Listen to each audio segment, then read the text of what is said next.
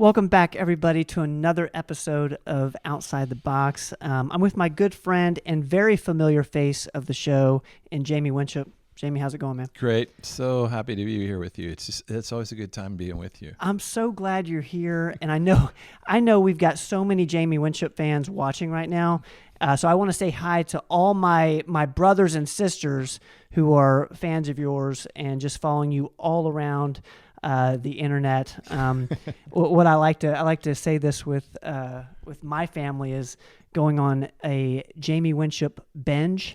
Do I have any Jamie Winship bingers out there? Yeah, binge watching. Yeah. Binge watching. So what we'll do, guys, is after the show, we'll link up a whole bunch of stuff that we've done with Jamie, so you can just go through a whole binge all throughout this season. How's that sound? That sounds fun. That sounds great. That sounds like a wonderful time.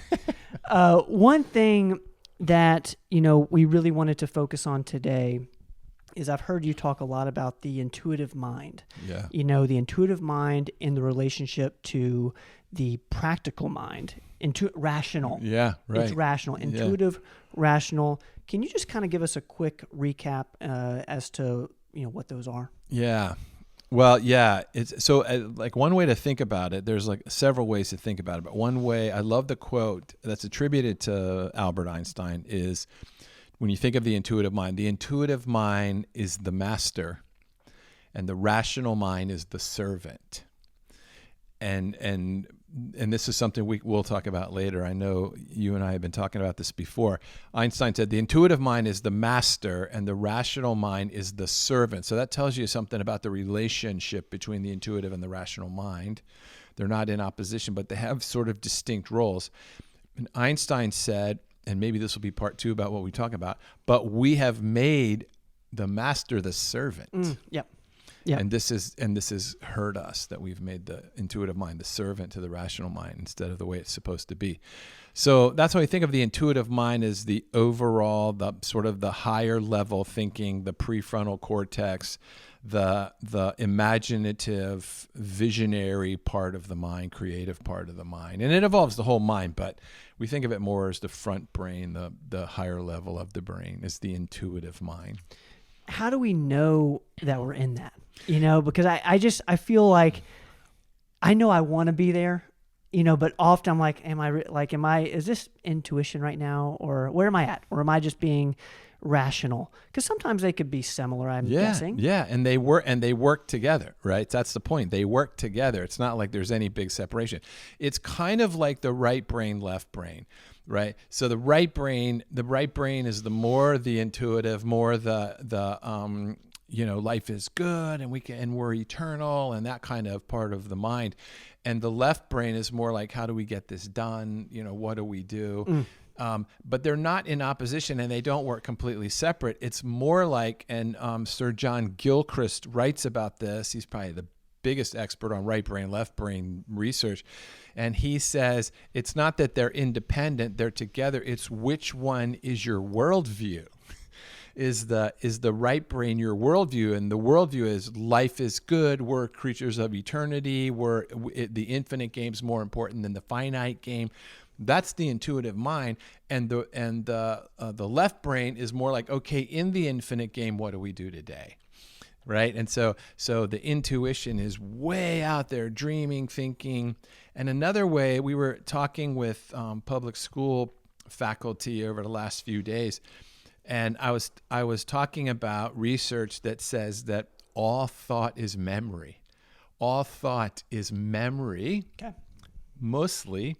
So everything that I like, if I go to open a door, I go to cook an egg, I'm only operating in memory, right? Everything that I've learned about all of that. And so much of our life is just memory, except, which would be rational and, oh yeah, we know to get this to happen, we do these things.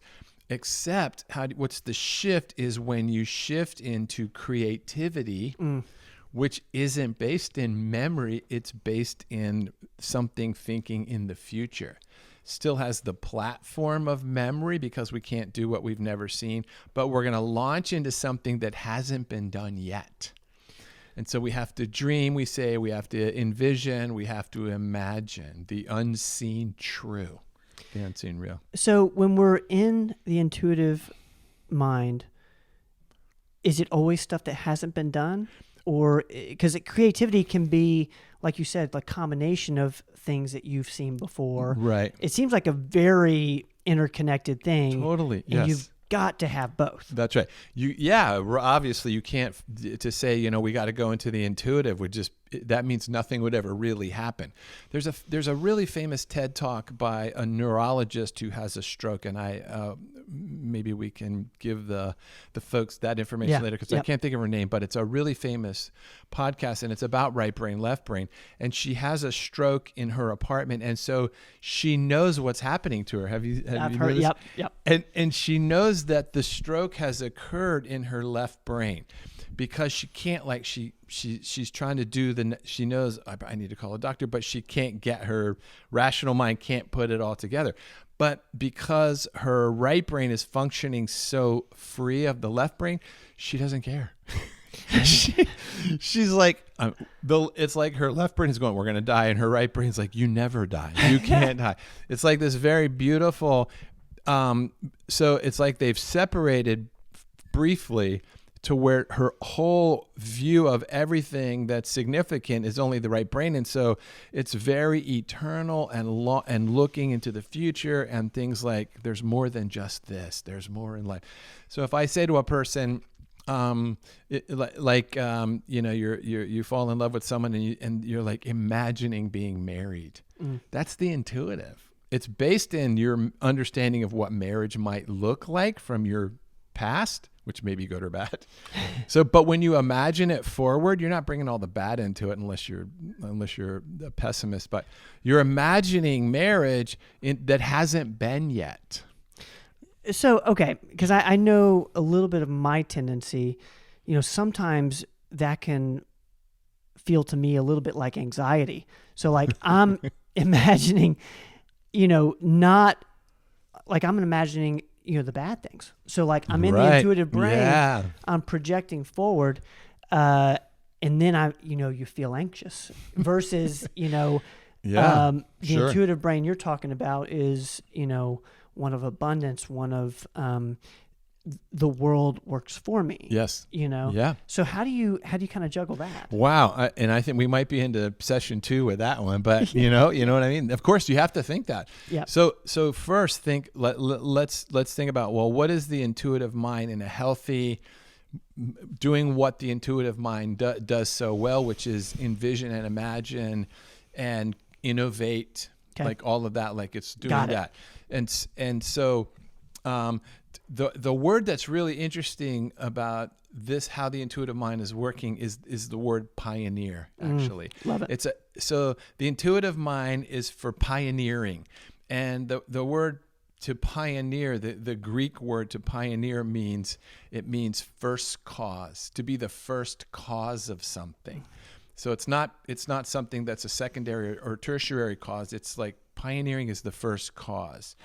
And so if we're doing a pioneering work, we're doing work that's grounded in memory, but it's going into areas where we don't know what's going to happen.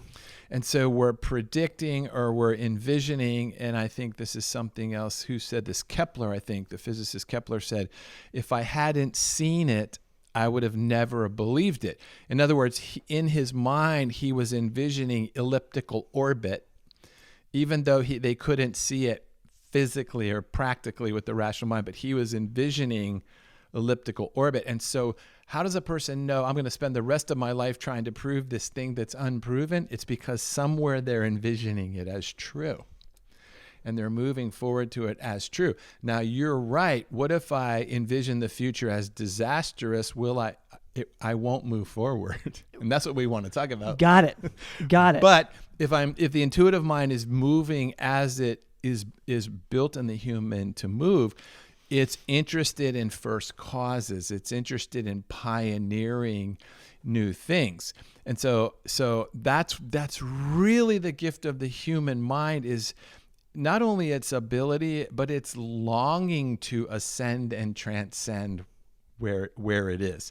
So kids very early on, You almost have to teach them to come down and be here, because their minds are all up in the mythic and the magical as they develop, and then they'll develop the rational, but you want to develop the rational in the right as the servant to the imaginative, not like, okay, now get rid of the imaginative and let's all be rational. This is what hurts us, actually. So the goal, the beauty of the intuitive mind is to take humans who are in a situation and say, how can we be better? How can we go forward? How can we figure out the challenges in front of us, and together let's go resolve them? It's very beautiful, and it causes, when people are pioneering, when civilizations are developing and it's dependent on pioneering, they band together very tightly, and they'll go through all kinds of hardship and failure for what they envision is ahead of them. It's very beautiful. It's a very powerful drive. And the emotion that you feel when you're pioneering in the truth of who you are, which is we've talked about before, when you're in that pioneering mode, the emotion is joy. It's enthusiasm. There's this sense of joy, like we're doing something. This is significant and it's important. It's not routine. It's not mundane. We are being the first cause of things in our life. I've got so many questions, but the two words I like, ascend and transcend. What does that mean? Is it ascend? It just go up. Transcend to me means change. Yeah, or go beyond. Okay. One is to keep going to higher levels, and one is to even go beyond what we know. Ascend upward, transcend is to go beyond it. And to pioneer means to be causal. Right. So to be causal, and like how do we put ourselves in that position at all times? How do we make sure that we're aiming to be causal? And okay, answer that. And then we'll. So that's funny. So think if you guys, you should, performance medicine, you should have a shirt that says "Just be causal." Yeah.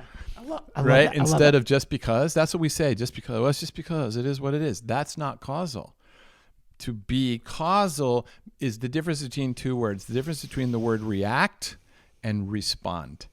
Causal people never just react to something. If you're just going to react, you're just going to self-protect and self-promote to what happened. If you're being causal, something will come. You'll encounter some challenge or problem or something like that, and you'll respond to it, not react to it. So react is just to do the same act again. An act is committed on me, I reacted on you. This is called war, usually. Respond is like something happens and you go, wow, what is another way how should I think about? And that right brain jumps up there and goes, wow, we're in this for the long term.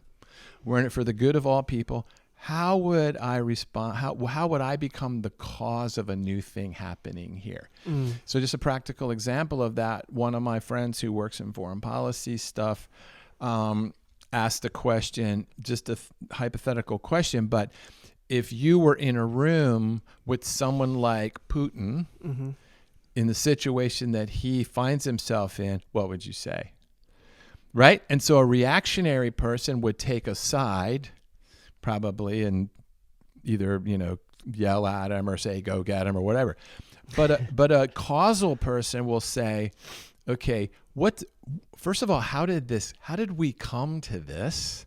Which very few people ask. Like, wait a minute, how did we end up like this was a good idea at all ever? That's a huge, what caused this to happen? And then how do we become the cause of this not happening again?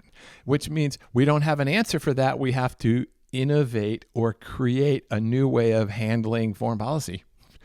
And those are hard people to find because most people are trained like this happens, this happens, this happens, this happens, which is just to react. It's the opposite of formulaic, which you've talked a lot about.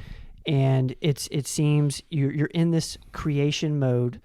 What are some questions you ask yourself that puts you in the intuitive? Is it in any situation that you're in, you're talking to yourself or talking to God, asking questions? What's kind of the process there? Well, I think even before that. So what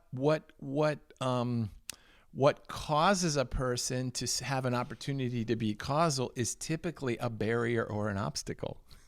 It's what instigates, like, oh, what are we going to do about this? Otherwise, we're going along in life. It's okay. Things are going. This isn't like every day I got to be causal. It's like, it's because that isn't how we operate. It's like, no, we figured out how to live, and we're doing this. But then we'll hit a challenge. Like it could be like, you know what? I feel like I want to take my career to another level or a different direction, or I feel like the relationships I'm in aren't really everything that could be.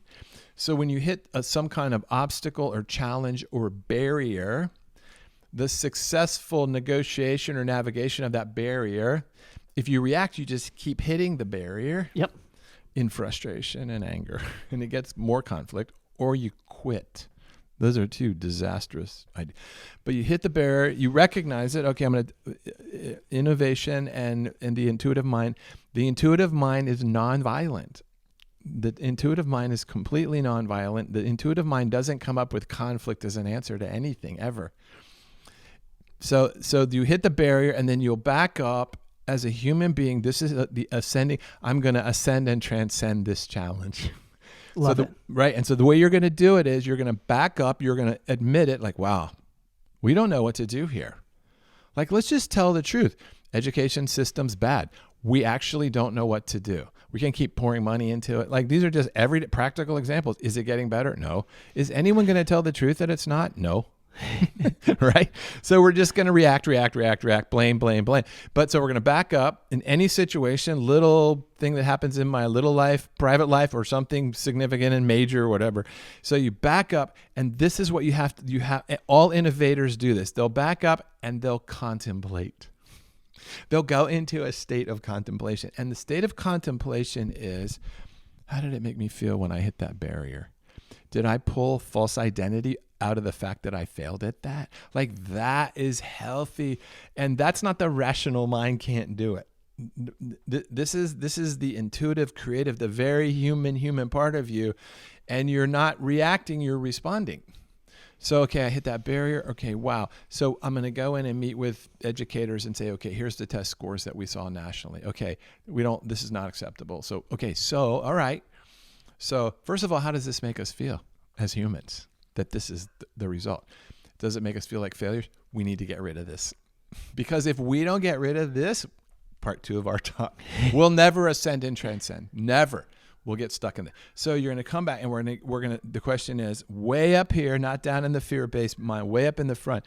Okay, how did we get here? We're not accusing anyone. Like, how did we get here? Let's just tell the truth. Okay, now, what's the way out? So you back up, you contemplate, how did we get here? What kind of thinking got us here? Einstein says this too. The thinking that got us here is not going to get us out. That's really important to just say in the group. And it pushes everyone out of the fear-based mind. Just to, okay, all right, we all agree. We all agree with that. Okay, so we need another way to think about this in order to resolve this and transcend and ascend this barrier in order to innovate. So the contemplation part is the intuitive mind going into action. And it's a very beautiful, calming process with people. I love that. And because I've read about like separating a little bit from the whole idea between reaction and responding is the ability to pull back. Yeah, step back. And when you step back, that automatically puts you into the intuitive. Yeah. Because you're contemplating, you're able to, but then when do you go back to the rational? So like, what does that dance look like? Yeah. It's like, just like, I guess with the question about, okay, we all agree with God thing, like, what's that back and forth like? Yeah. So let's take another example. So like we have the holidays coming up, we have Thanksgiving and all that coming up. And so let's say, last year at Thanksgiving, I got in there with my family and it was a disaster for whatever reason. There's pain in the family, there's political conflict, there's religious, whatever it is. Okay, so that's a problem. That's an issue. And typically when I get into that scenario, even before I get there, I'm worked up. I'm like, right like that. So we can talk about real ways to walk through that. But so the intuitive is to like back up and go, okay, what am I so freaked out about in this situation? Do I have to win an argument? Do I feel like they think I'm stupid? Like that contemplative part. It's like, what is it? How does it make me feel? Where did I learn to feel like that? Now, where did I learn that I'm not as smart as anyone else? Or why do I believe that stuff? Okay. And so then in the intuitive mind, you're like, okay, what would it look like? So now I'm into what hasn't happened yet. Yep. I'm into the future. I'm into envisioning the future. Now I already can imagine the future as going to be the same as last year. And so then my only options are go and fight it out or don't go anymore. Both are horrible. But don't know. Okay. So what happens if I go in my true identity and I'm settled in my mind and I don't get my identity from them? What would that look like? And I'm just imagining it and envisioning it. And I start to believe it before it's there. Yeah. Right? This is called faith. Faith is the substance of things you hope for, the evidence of things not seen yet. So everyone operates in this that's any kind of innovator or creator.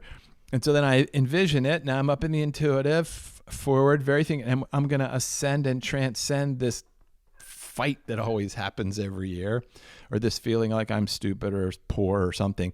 I'm envisioning it that differently. That's intuitive. That's right brain. And now, okay, what are the steps I'm going to take to make that happen? Left brain. Here we go. Rational. Got it. Yes, totally makes sense. Right? So the rational is coming up with the steps. We're putting the rational to work. Got it. The intuitive is the master saying, this is what it's going to look like when we do this. Oh, yeah. Okay, now let's do it. I love that. And the thought process is really interesting. Like every sixth of a second, these thoughts are going back and forth between, the assessment and but when it shifts over to the left brain for administration, the thought slows way down because the intuitive's quick. The intuitive can get to the goal like that and see it. Yes. But the rational slows it down and said, okay, to figure out how to prove elliptical orbit, we can see it up in the intuitive. There it is. And it resonates with our identity and we're pioneering. And then it's like, okay, how can I prove to this person that elliptical orbit is in fact real and true? It's going to take 5 years of work. Right? Or it's going to take, I'm going to have to develop boundaries when I talk with my family at Thanksgiving right? And then you just start working out a rational plan, but it's not reactionary. It's very much responding to the challenge, to the innovation that the intuitive minds come up with to overcome, transcend, and ascend beyond a problem. Is this like a muscle?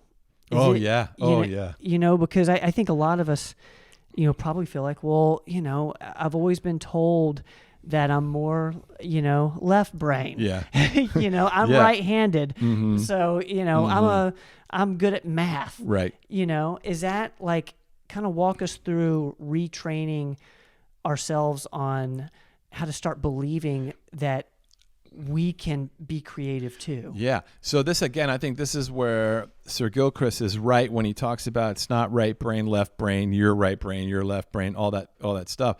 It's all of it together. But one of them dominates the worldview, the perspective. And so what we could say, like the West, the West, all of the West is civilization is very left brain worldview. Okay. Which means we elevate the rational as the most important or scholarly way to look at the world, right? So even though our whole brain is working together all the time, if we reward and measure, if we live our life based on measurements, then you have to go left brain because only the rational can be really measured out. Like, here's the test score you got. Here's the result of what happened. Whereas the right brain is all the immeasurable, all the beautiful immeasurable things about the human that need to drive everything, and then measurement comes out of it. But so if I'm growing up in a world where I'm evaluated on what did you produce, what's your test score, what school did you go to, the temptation is to just be forced into the left brain and live there your whole life. Because everyone, well, the other night I had a dream, and that's like, we don't care about your dream. We don't care about joy. What we care about is, did you achieve this goal in this amount of time? it pushes you over into the left brain. So what you can do is practice right brain thinking. You can just practice it and develop it. And it's so beautiful and fun to do. It's beautiful because it's the higher level of a human thinking. The rational is just like, how do I put this amazing idea to work? But the reason this is my opinion, but the reason our education system is struggling so much is because we've just kind of thrown out the intuitive and just focused on the rational. And so you're really just working with a part of the person. Yeah, it's so interesting. Like, it just feels to me like it's a matter of which part of you is leading the conversation. Exactly, right. They're both there. Like, to have a conversation, you need 2 or more people. And there's a conversation happening between the rational and the intuitive, and it's just a matter of like, who's the boss? Right. That's exactly right. Who's leading that project? That's exactly right. And I think so many of us, can kind of fool ourselves. Okay, we feel like we're in the intuitive, but the rational is actually guiding this conversation. Right, because we can't even tell. Yeah. Honestly, we can't even. We're so into the rational, we can't even tell. And intentionally or unintentionally, we've kind of dismissed the intuitive as like, it's just goofy. That's just dream world thinking. The intuitive without the rational is just dream world thinking. But the intuitive as master and rational as servant, it's so beautiful. And then you live in that causal kind of framework. And so it's interesting. A person who lives in the intuitive with the rational in subjection to the intuitive, it's very hard to threaten them, bully them. Who lives in the intuitive? Who live in the intuitive because they're transcending that low level of, I get my identity from what you think. They don't live there anymore. It's like it's like you're in turbulence and you just fly up above it. So our automatic needs to be intuitive. We're on intuitive. That's where we're driving. And then I think, yeah. We go down to the rational to make the intuitive make it happen. Yes. Because you can't live in dream world all the time. Nope. But you live in dream world and you come back down to make the dream world happen. That's right. Yeah. I love that. Yeah. And I mean, when you go back and read, like philosophers and guys like Einstein and Kepler and even Newton, they're saying things like the intuitive mind it cuts through all of the nonsense because it's not held and bound by restriction and boundary. And so we talked about this before. One of my friends who's an engineer, he holds a pen in his hand and he relaxes himself until he's almost asleep, but he'll drop the pen if he falls asleep and it wakes him back up because he wants to get to that place where his rational mind can't control. And he has to, and it's really, it's funny. Another whole thing we could talk about, but the rational mind has to work in this certain state of consciousness, in these very strict parameters. And so when you go into contemplation or meditation or prayer or whatever, it's an altered state of consciousness. That's what you're doing. And so a lot of, when you're reading like ancient manuscripts, the Bible, the Quran, Eastern literature, when they're talking about altered states of consciousness, what they mean is we're just going beyond the rational. That's all they mean. So when you have a dream at night and I have other friends that'll they write questions down lots of people do this. It's interesting. They'll write a problem they're thinking through down on their bedside and they'll read it and then they go to sleep. I love it. Right? Yep. And so what they're doing is like in their rational mind, they can't figure it out because they run into too many confines, real or invented. But when you go to sleep, those move away, and then the wholeness of who you are gets to participate in the question, and it goes beyond what you know as a possible solution. I've also read that people, if you're writing a book, you always kind of stop mid thought. And so then while you sleep, it'll keep going. Exactly. And it'll go into the intuitive. Right. And so can we practice that? Of course we can. I feel like we can practice it all the time. All the time. And having that, having that, going from the intuitive to the rational. Right. which is, to me, is like just such a beautiful dance. It's so balanced and gorgeous. And yeah, you can actually have this sort of metacognition going on where you know. Remember, your mind doesn't think you think your mind, right? The real you, your mind is a part of the real you, and the real you can determine where your mind goes. Rational or intuitive. And you can feel it. You can say, wow, I need to be in the intuitive now. I'm like way down too far in the rational. And you can make a decision to do it. And so like I was in a meeting the other day and we were reviewing some work we had done. Some outside people were reviewing our work. And so when they got to the critique, which is in my view, not a good strategy, but it's we can talk about that another time. But anyway, so they said they were talking about a part I did and they said, we think this part should be taken out. And so right when they said that, I begin this conversation with myself. And my conversation is, how did that make you feel right now? They're going on with the meeting and I'm in the meeting and I'm paying attention. But now I can be inside them. How did it make you feel that they just took that out? Interesting. This is the healthy, I'm not going to react to them, but I want to know. That's the contemplation part. Yes. Yeah. And I was writing notes to myself and that made me feel like I didn't do a good job. How does that make you feel? That makes me feel like I'm not as good as them. Okay, what are you going to do about that? And I wrote to myself, don't be passive aggressive on this. Interesting. Like I'm having that meta narrative going on. That's what humans can do so well when they're healthy. Say that word again before the meta what? So it's metacognition or meta narrative. It's like this conversation that's going on inside of me while this conversation's going on. If that's a healthy conversation, just think about how the rest of your life is going to be. That's right. Because really that is your life. Right. In a real way. And you're the one that decides what comes out of this meeting, not what they decide. And here's the meta narrative that is going on in people most of the time. You're not as good as them. And it just ends right there and we go, I know. Yeah, I think I can tell when I'm in the rational when I have limited beliefs, like they're limited thinking. Yep.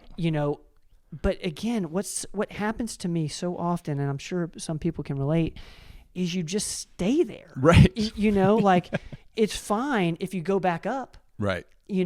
But what you end up doing is you get caught, you stick with the rational, right, and you never go back up. Well, let me give you one more example of this. I know we might be running out of time, but so when we worked in the West Bank. It does. And I'm not talking about anything political about this. This is just kind of the reality of the situation there.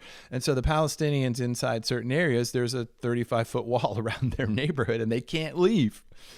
And so when you go to talk to young men and women that have grown up with a 35-foot wall around them their whole life, and they can't leave, they can't go anywhere, their view of life is they get their identity from that wall. And all they can tell you is where the wall is and where we can go that far and can't go any further. We can go that far.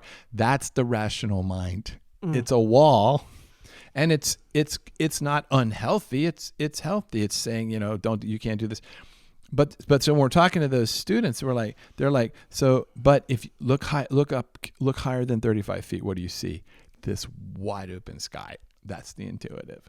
And you can't live by looking at that wall, but you can live inside the wall looking at that sky. But this is where your mind has to be, in the sky. And as soon as they make that shift, they start to dream about being beyond that wall. And that's when they start to discover legal, healthy ways to get beyond the wall, and they go. I love that. I really do, because I think I heard a quote recently around often constraint is the mother of innovation. So like sometimes you need that constraint to go up. Right. That's exactly what we're talking here. Right. You run into a wall. That's right. You run into a wall. Right. So the constraint is almost the thing that redirects you. You're trying to ascend and transcend. You got the barrier, then you got to go up. That's right. That makes so much sense, actually. Right. And then then if you're in that lifestyle of like, I'm not surprised by barriers, I'm not surprised by obstacles, and when I hit them, I see them as, oh, this is going to force me to rethink. I'm not going to be able to go this way.